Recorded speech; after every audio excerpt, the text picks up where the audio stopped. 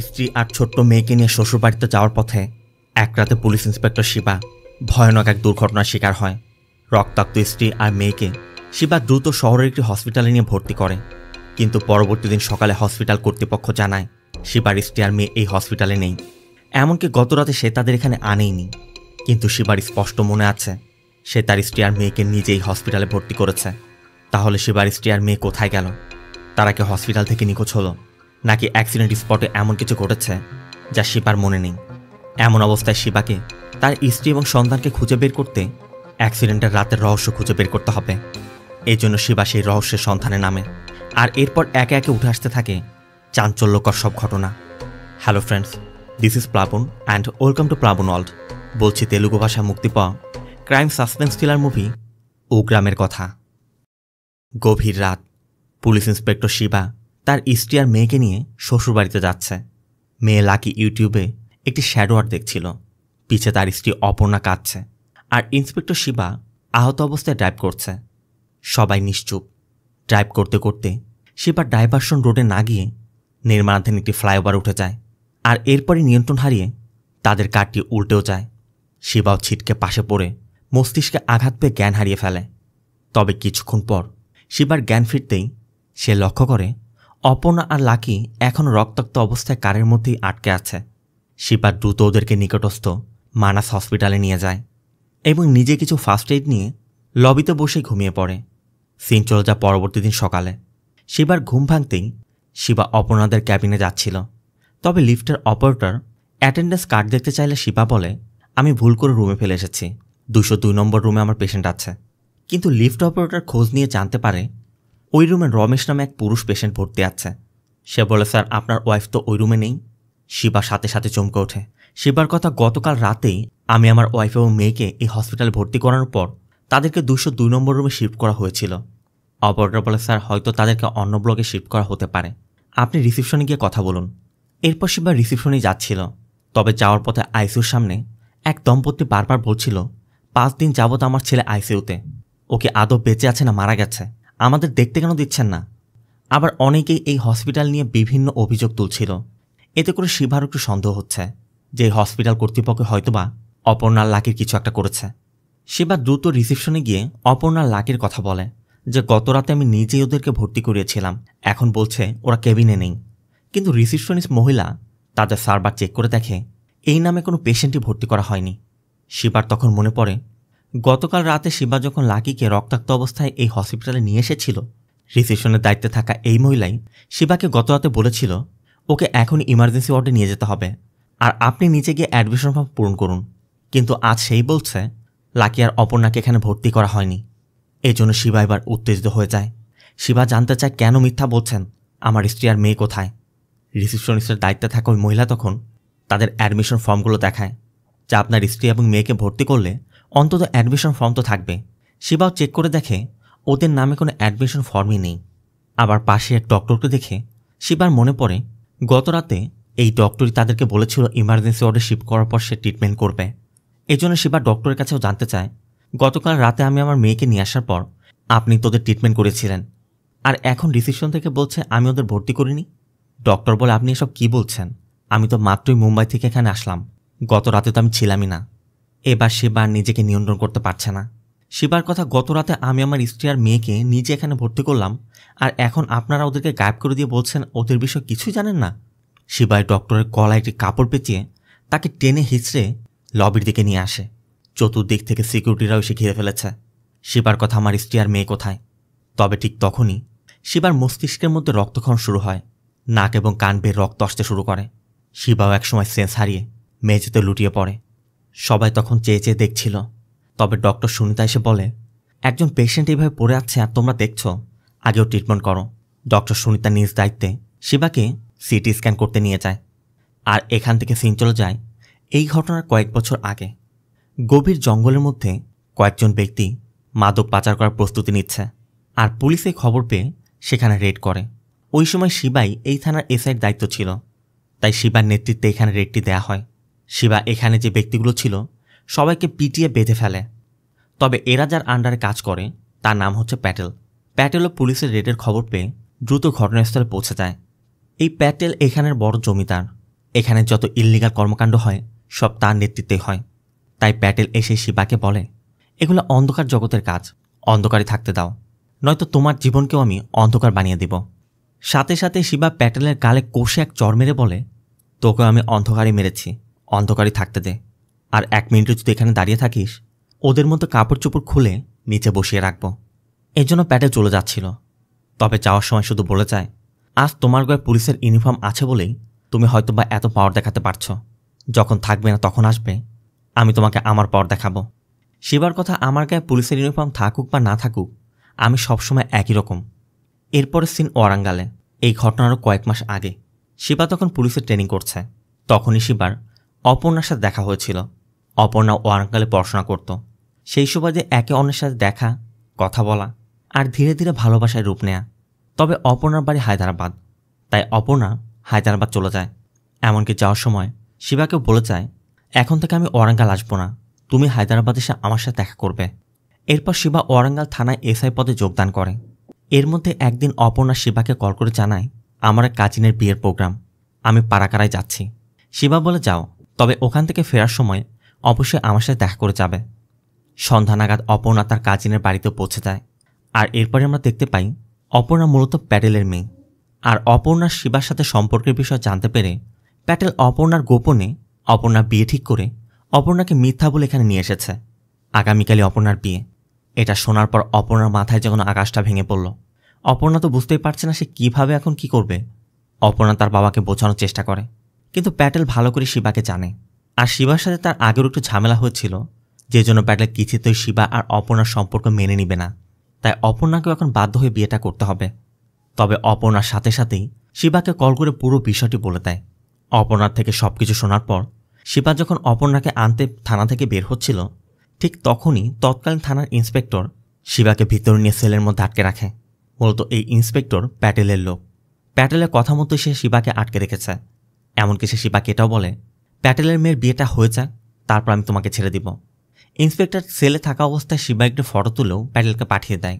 আর প্যাটেলও অপর্ণাকে ফটোটি দেখায় যে, তুমি যার আশা বসে আছ সে কিছুতেই আসতে পারবে না, তাই বিয়ের জন্য প্রস্তুতি নাও। প্যাটেল অপর্ণার ফোনটিও নিয়ে নেয়। আর এদিকে শিবা নিরুপায় হয়ে জেলের মধ্যে আটকে আছে। পরবর্তী দিন অপর্ণার বিয়ে হয়ে যায়। বিয়ের পর প্যাটেল অপর্ণার বিয়ের একটি ফটো পাঠালে ইন্সপেক্টর ওই ফটোটি দেখে শিবাকে সেল থেকে বের করে দেয়। ইন্সপেক্টরের কথা, এখন আমি নিরাপদ, তুমি এখন যা খুশি করো, আমার কোনো সমস্যা নেই। তবে শিবা ইন্সপেক্টরের গালে কষে এক থাপ্পড় মেরে সোজা অপর্ণার বিয়ের প্রোগ্রামে চলে যায়। বিয়ের সব আনুষ্ঠানিকতা শেষ। বরপক্ষ অপর্ণাকে নিয়ে তাদের বাড়ির উদ্দেশ্যে রওনা হয়েছে, কিন্তু শিবা তাদের রাস্তা আটকে দেয়।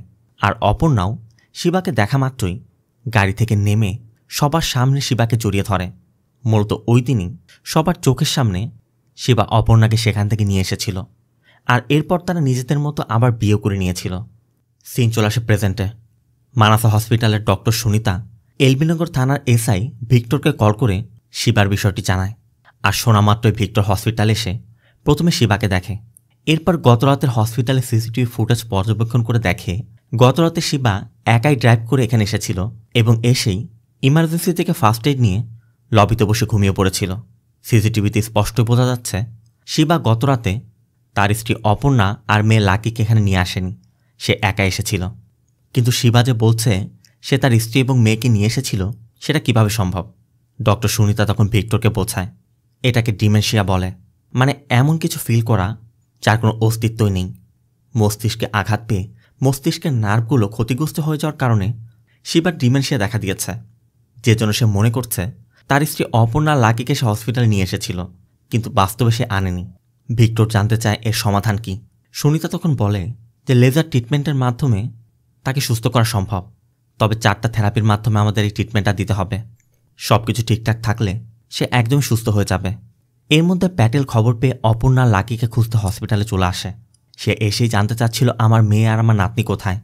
ভিক্টর তখন তাদের জানায় গতরাতে শিবা তাদেরকে হসপিটালে নিয়ে আসেনি, গতরাত থেকে তারা নিখোঁজ। কিন্তু প্যাটেল সন্দেহ করছে শিবাই হয়তোবা তার মেয়ে এবং নাতনির কিছু একটা করেছে, কারণ গতকাল রাতে অপর্ণা তার বাবাকে কল করে বলেছিল সে আর শিবার সাথে সংসার করতে চাইছে না, তাই মেয়েকে নিয়ে তার বাড়িতে চলে আসছে। বিয়ের পর থেকে আজ পর্যন্ত কখনোই অপর্ণা তার বাবার সাথে কথা পর্যন্ত বলেনি। হঠাৎ করে গতরাতেই অপর্ণার সিদ্ধান্ত নিয়ে তাকে কল করেছিল, আর যাত্রাপথেই তারা নিখোঁজ হয়ে গেল। তাই তার সন্দেহটা শিবার দিকে যাওয়াটাই স্বাভাবিক। কিন্তু ভিক্টরের কথা আমি শিবা স্যারকে ভালো করে জানি, আর শিবা স্যার তার স্ত্রীর সন্তানকে কতটুকু ভালোবাসত সেটা আমি নিজেও দেখেছি। ভিক্টর এটা কিছুতেই বিশ্বাস করতে পারছে না। এজন্য ভিক্টর শুধু প্যাটেলকে বলে দেয়, আপনার যা ইচ্ছা করুন, আমাদেরকে আমাদের মতো তদন্ত করতে দিন। এরপর ভিক্টর হসপিটালের সামনে থাকা শিবার অ্যাক্সিডেন্ট হওয়া ওই কারটি তল্লাশি করে কারের মধ্যে শিবার সার্ভিস রিভলভারটি পায়। তবে রিভলভারের 4টি গুলি মিসিং, মাত্র 2টি গুলি রয়েছে। তাই ভিক্টরকে এখন আগে জানতে হবে ওই 4টি গুলি কোথায় গেল। তবে সেজন্য আমাদের পিছের গল্প জানতে হবে। শিবা তখন এলবি নগর পুলিশ স্টেশনের ইন্সপেক্টরের দায়িত্বে রয়েছে। এমনিতে পুলিশের চাকরি, তারপর একটা থানার ইনচার্জ। শিবা থানাতে বিভিন্ন কেস নিয়ে ব্যস্ত থাকে, ঠিকমতো ফ্যামিলিকে সময় দিতে পারে না। একমাত্র মেয়ে লাকি আর স্ত্রী অপর্ণা দুজনেই সারাদিন শিবার জন্য পথ চেয়ে থাকে। কিন্তু শিবা কখনোই সময়মতো বাড়িতে ফিরতেও পারে না, তাদেরকে সময়ও দিতে পারে না। এই বিষয় নিয়ে লাকি এবং অপর্ণা দুজনে একটু মনক্ষুণ্ণ। তবে তারপর শিবা বাড়িতে ফিরে কোনোভাবে তাদেরকে ম্যানেজ করে নেওয়ার চেষ্টা করে, মানে ফ্যামিলি এবং কাজ দুটোকে ব্যালেন্স করার চেষ্টা করে আর কি। এর মধ্যে একদিন শিবা থানায় গিয়ে দেখে এক দম্পতি তাদের মেয়ের মিসিং কমপ্লেন নিয়ে এসেছে। খোঁজ নিয়ে জানা যায় ওই মেয়েটি শেষ তার টিউশন টিচার বাড়ি থেকে ফিরছিল। তাই শিবা দ্রুত ওই টিউশন টিচারের সাথে দেখা করে। তবে ওই টিচার এই বিষয়ে কিছুই জানে না। এর মধ্যে এক লেডি কনস্টেবল কল করে জানায় গতরাতে অল্প বয়সী একটি মেয়ে ব্রিজ থেকে ঝাঁপ দিয়ে নিজের জীবন দেওয়ার চেষ্টা করেছিল, তাকে হসপিটালে নিয়ে ভর্তি করা হয়েছে। তাই শিবা দ্রুত হসপিটালে চলে যায়। মেয়েটিকে হসপিটালে স্যালাইন দিয়ে রাখা হচ্ছে। শিবা মেয়েটির কাছে জানতে চায়, তুমি কি নিজের জীবন দিতে কেন চেয়েছিলে? মেয়েটি শুধু বলে, আমার অনেক ক্ষুধা পেয়েছে, 4 দিন যাবত আমি কিচ্ছু খাইনি। তাই শিবা প্রথমে মেয়েটিকে খাবার এনে খাবার খাওয়ায়। এরপর মেয়েটি বলে, আমার নাম দিব্যা, আমি চারচালা থেকে এসেছি। গুরুকুল গভর্নমেন্ট স্কুলে পড়াশোনা করি, এই জন্য আমাকে হোস্টেলে থাকতে হয়। আমাদের হোস্টেল এবং মেসের মাঝখানে ছোট্ট একটি দরজা আছে, শুধুমাত্র একজন ব্যক্তি সেদিক দিয়ে যেতে পারে। 4 জন গুন্ডা রোজই সেখানে এসে স্মোক করে আর আমাদের শরীরে বিভিন্ন জায়গায় হাত দেয়। এসব দেখে আমি না খেয়ে নিজের রুমে চলে যাই। আমাদের হোস্টেলের ওয়ার্ডেন ওই 4 জনের সাথে মিলে আমাদের হোস্টেলে ঢুকে এক এক সময় এক একটা মেয়েকে মোলেস্ট করার চেষ্টা করে। বাবা মাকে এই বিষয়ে বললে বাবা মা আমাকে হোস্টেল থেকে নিয়ে যাবে, তখন আমি আর পড়াশোনা করতে পারবো না। এজন্য বাবা মাকে কিছু বলতে না পেরে আমি শেষ পর্যন্ত লেকে ছাদ দিয়ে জীবন দিয়ে দেওয়ার চেষ্টা করেছিলাম। আসলে অল্প বয়সী মেয়ে বা ছেলেদের এটাই সমস্যা, তারা ভয়ে তাদের পরিবারের সাথে কোনো কিছু শেয়ার করতে পারে না, আবার সঠিক সিদ্ধান্তটাও নিতে পারে না। এই জন্যই তারা এই অঘটনগুলো ঘটায়। তবে শিবা দিব্যার থেকে সবকিছু জানার পর দিব্যাকে নিয়ে তাদের হোস্টেলে যায়। আর হোস্টেলে গিয়ে দেখে ওই 4 বদমাস তখনও মেয়েদেরকে বাজেভাবে স্পর্শ করছে। শিবা ওই 4 জনকে ইচ্ছা মতো পেটায় আর সবার সামনে পিটিয়ে প্রত্যেকের প্যান্টের মধ্যে বিচুটি পাতা ভরে দেয়, মানে যেটা আমরা বাংলা ভাষায় চোত্রার পাতা বলি। এটা এমন এক পাতা যেটা স্কিনে লাগার সাথে সাথে মানে চুলকাতে চুলকাতে আপনার জীবনটাই শেষ হয়ে যাবে। ওই 4 বদমাস যখন চুলকানিতে চিৎকার করছিল, আশেপাশে থাকা ওই মেয়েগুলো তখন মানসিক শান্তি পাচ্ছে। মানে এতদিন ওই 4 বদমাস তাদের সাথে যা কিছু করেছিল, চোখের সামনে তাদেরকে সাজা ভোগ করতে দেখে মেয়েগুলো এতদিনে স্বস্তি পেল। শিবা শুধু ওই 4 বদমাসকেই নয়, ওই হোস্টেলের ওয়ার্ডেনকেও পিটিয়ে 5 জনকে পুলিশ কাস্টডিতে নিয়ে নেয়। ওই 4 বদমাসের একজন গনি, মহিপাল, গাঞ্জাসাই আর আরেকজন গঙ্গাধর সবাইকে কোর্টে হাজির করলে কোর্টে 4 বদমাস এবং হোস্টেলের ওয়ার্ডেনকে 14 দিনের পুলিশ রিমান্ডে পাঠিয়ে দেয়। ওই মাসে শিবার জন্মদিন, তাই শিবার জন্মদিন উপলক্ষে শিবা অফিসিয়াল লিভ নিয়ে অপর্ণা লাকি সহ দেশের বাইরে ঘুরতে যায়। কিন্তু ছুটি অর্ধেক সময় পার করার পরই ভিক্টর শিবাকে কল করে জানায় হঠাৎ করে কমিশনার স্যার একটি মিটিং ফিক্স করেছে, সকল সিআই এবং এসআইদেরকে ওই মিটিংয়ে উপস্থিত থাকতে হবে। এজন্য শিবা অপর্ণাকে বলে আমাদেরকে ইন্ডিয়া ফিরতে হবে। অপর্ণার কথা, তুমি তো 10 দিনের ছুটি নিয়ে এসেছ, আর এখানে আমরা তোমার জন্মদিন পালন করার উদ্দেশ্যে কিন্তু এসেছি। অর্ধেক ছুটি শেষ না করতেই কেন তোমাকে ফিরে যেতে হচ্ছে? তুমি তো নিষেধ করতে পারো। শিবার কথা দেখো, পুলিশ এবং মিলিটারি জব যারা করে তাদের ডিউটির কোনো সীমাবদ্ধ থাকে না। অপর্ণার কথা, তোমার কাছে ডিউটিটাই গুরুত্বপূর্ণ, পরিবার না। শিবা অপর্ণাকে বোঝানোর চেষ্টা করে, তুমি এবার আমার কথাটা শোনো, এর পরের বার আমরা ছুটি নিয়ে পুরো সময় কাটাবো। অপর্ণার কথা, 5 বছর যাবৎ আমি তোমাকে বোঝার চেষ্টা করছি, কখনো তুমি আমাদেরকে বুঝেছ? বাধ্য হয়ে অপর্ণাদের আবার ইন্ডিয়াতে ব্যাক করতে হয়। আজ শিবার বার্থডে, আবার কমিশনার ওখানে মিটিং। তবে লাকি শিবাকে বলে দেয় যে কোনোভাবে 5টার মধ্যে বাড়িতে থাকবে, আমরা তোমার বার্থডে সেলিব্রেট করব। লাকি অপর্ণার সাথে প্ল্যান করে আজ যেহেতু বাবার বার্থডে, আমরা আসো বাবাকে আর সারপ্রাইজ দিই। এরপর শিবা লাকিকে স্কুলে পাঠিয়ে দিয়ে অপর্ণাকে বোঝায় যে আমি 5টার মধ্যে ফিরে আসব, এরপর আমরা বাইরে খেতে যাব। এরপর একদিকে শিবা কমিশন অফিসে মিটিংয়ে গিয়ে অ্যাটেন্ড করে, আর অন্যদিকে অপর্ণা শিবার বার্থডে সেলিব্রেট করতে পুরো ঘর সাজিয়ে নিজেও রেডি হয়ে আছে। ঠিক তখনই ওই 4জন গুন্ডা আসে। মানে 14 দিনের রিমান্ডের পর তারা বেলে মুক্তি পেয়ে সোজা শিবার বাড়িতে এসেছে, কারণ তারা জানে যে শিবা এই মুহূর্তে বাড়িতে নেই। মূলত এই 4জন তার প্রতিশোধ নিতে এসেছে। এদের মধ্যে একজন অপর্ণার গলায় ছুরি ধরলে অপর্ণা হাতে থাকা ফোন থেকে শিবাকে বারবার কল করে যাচ্ছিল। শিবাও তখন মিটিংয়ে, আর বারবার অপর্ণার কল দেখে একসময় শিবা ফোনটি বন্ধ করে রাখে। আর এদিকে ওই 4 লম্পট অপর্ণার সামনে প্যান্ট খুলে অপর্ণাকে জোরপূর্বক দেখতে বাধ্য করে। এমনকি অপর্ণাকে বলেও যায়, তোর স্বামীকে স্পষ্ট করে বলে দিস, এরপর যদি আমাদের সাথে ঝামেলা করার চেষ্টা করে তাহলে পরবর্তীতে কি হবে সেটা তো নিশ্চয়ই বুঝতে পারছিস। বলেই 4জন বের হয়ে যায়। আর অপর্ণাও একদম স্তব্ধ হয়ে গেছে। বিকেল নাগাদ লাকিও স্কুল থেকে ফিরে আসে। লাকিও বাবার জন্মদিন পালন করতে রেডি হয়ে নিচে এসে অপেক্ষা করতে করতে একসময় ঘুমিয়ে পড়েছে। শিবারও 5:30টায় আসার কথা থাকলেও শিবা তার অনেক পরে এসে আগে তার ইউনিফর্ম চেঞ্জ করে। এরপর নিচে এসে অপর্ণাকে বলছিল, তুমি এখন এখানে বসে আছো, আসো আমরা কেক কাটি, তারপর বাইরে খেতে যাব। অপর্ণা তখন শিবাকে বলে, তুমি কি একটা পাগল? আমি কতবার তোমাকে কল করেছি, একবার তুমি কলটা রিসিভ করেছ? শিবার কথা, আমি তো মিটিংয়ে ছিলাম। অপর্ণা বলে, তোমার জবই তোমার কাছে গুরুত্বপূর্ণ, তোমার পরিবার না? এতবার আমি তোমাকে কল করেছি, কোনো বিপদ না হলে কি কেউ কল করে? একবার তো তুমি কলটা রিসিভ করে জানতে পারতে। এরপর অপর্ণা পুরো ঘটনা খুলে বলে যে আসলে আজ কি হয়েছে। অপর্ণার কথা, সারা জীবনে আমি এত অপমান সহ্য করিনি যেটা আজ করতে হয়েছে। আর এটা শোনা মাত্রই শিবা রাগে ফুঁসতে ফুঁসতে তার সার্ভিস রিভলভার নিয়ে বের হয়ে যাচ্ছিল। অপর্ণা বাধা দেওয়ার চেষ্টা করে, শিবার কথা, তুমি এখানেই থাকো, আমি ওদের সাথে বোঝাপড়া করে আসছি, এরপর তোমার সাথে কথা বলবো।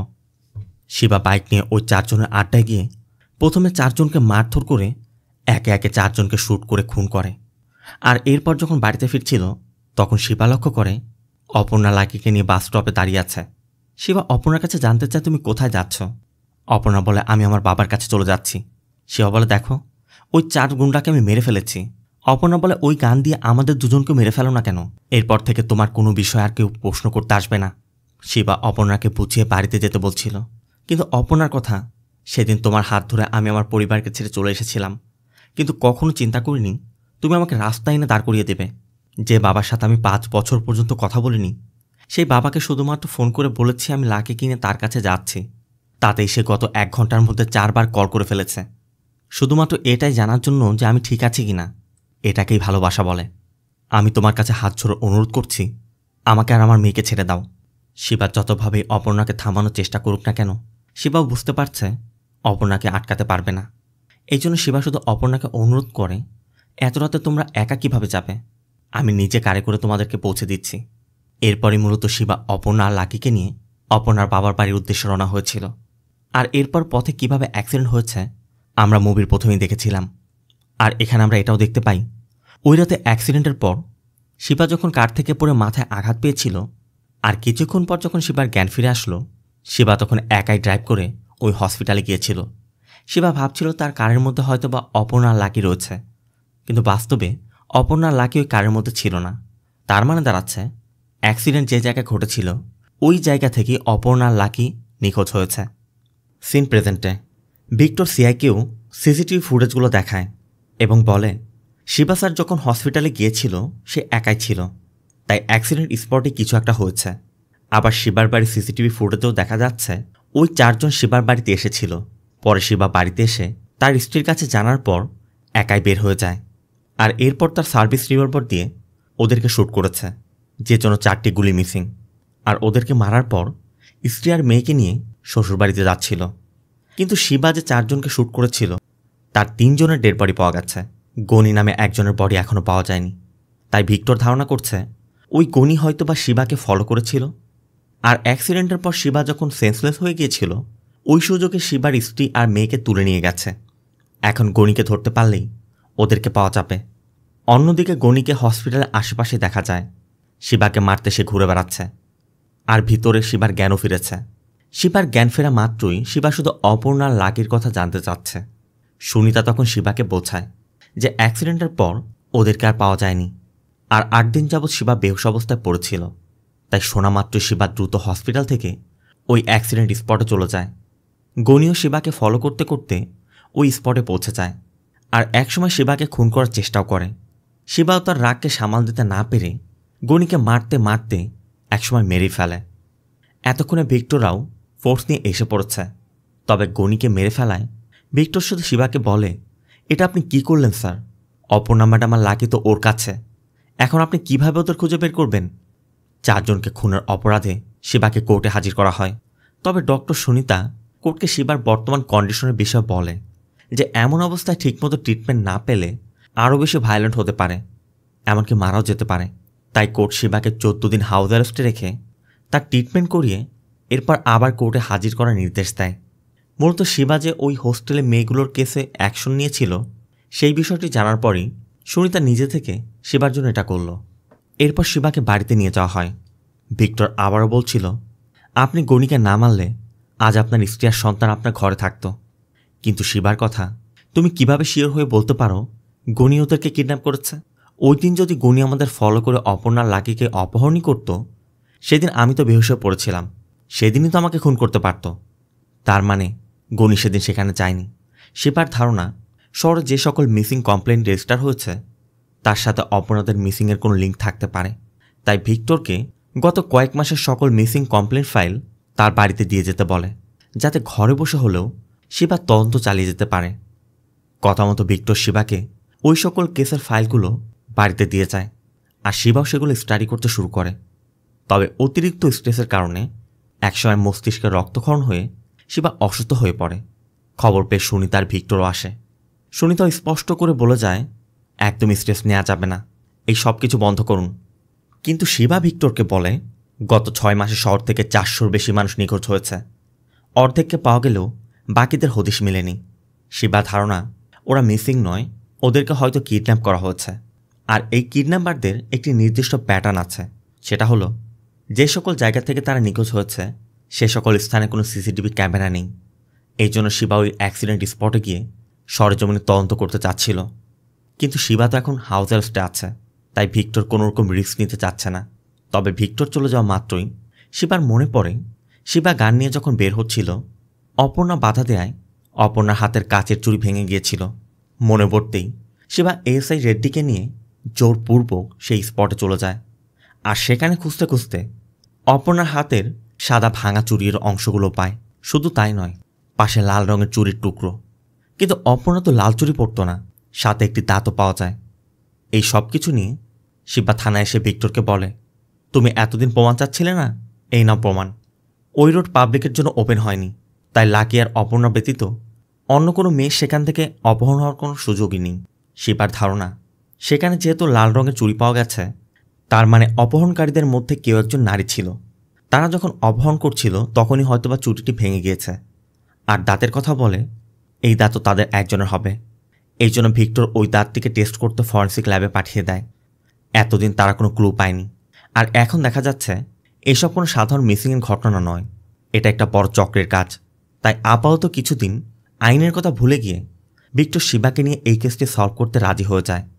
প্রথমে তারা বিভিন্ন প্রস্টিটিউট নেটওয়ার্কের এজেন্টদের সাথে দেখা করে, কিন্তু তারা কেউ অপর্ণা আর লাকির বিষয়ে কিছুই জানে না। তবে এর মধ্যে একদিন শিবা এক হিজড়ার হাতে চুড়ি দেখে শিবা একটু সন্দেহ করে, কারণ হিজড়াদের হাতেও তো চুড়ি থাকে, এটা তো তাদের কাজও হতে পারে।